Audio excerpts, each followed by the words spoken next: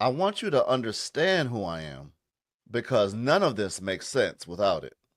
This isn't a highlight reel, this is context. If you're listening to this, I want you to know exactly who you're hearing from. If someone hears my name for the first time, hmm, that's a good one. I want them to understand that I'm genuine. I don't move with an agenda. I'm not trying to sell you an image. What you see is what you get. I've made hundreds of wrong decisions in my life. And I mean big ones, the kind that should have taken me out. And I still kept going. I had every reason to quit, every excuse to fail, and I didn't. A lot of who I am comes from pain. My personality wasn't crafted in comfort, it was molded by pressure, by mistakes, by lessons I had to learn the hard way. And if I'm being honest, I'm probably one of the best friends you could have. I'm loyal, present, and I deeply care about people. And I don't take myself too seriously either. I'm funny. I use humor because sometimes laughter is the only way you survive what you've been through. Quitting wouldn't have looked dramatic because it would have been normal. It would have felt normal. It would have looked like accepting a life where I explained away all of my potential, staying in situations that I knew weren't right, telling myself, this is how it goes for people like me.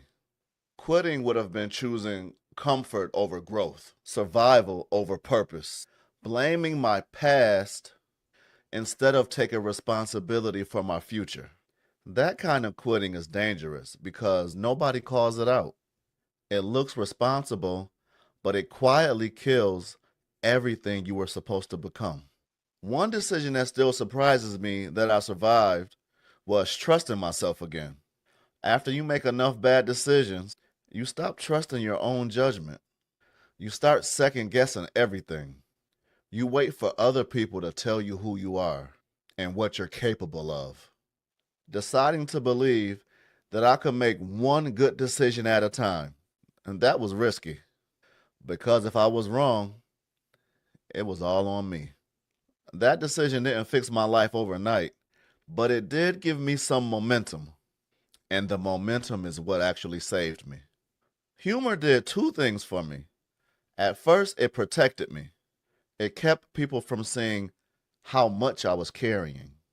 It let me stay likable while I was figuring things out. But eventually, humor started saving me. It gave me perspective. It reminded me that I was still human even when life was heavy. When you can laugh, you're still alive. When you lose that, that's when you're in real trouble. I realized my pain was shaping me instead of breaking me. I had every reason to be angry, angry at the world, angry at people, angry about my circumstances. But instead of anger, I felt responsibility, ownership. My pain was sharpening my empathy, teaching me patience, teaching me how to see people instead of judging them. And that's when I knew this wasn't happening to me, it was happening for me. In the next video, I'll talk about who I was trying to become and how I got it wrong. If any of this sounded familiar, you're not alone. This is just the beginning. Keep on pushing.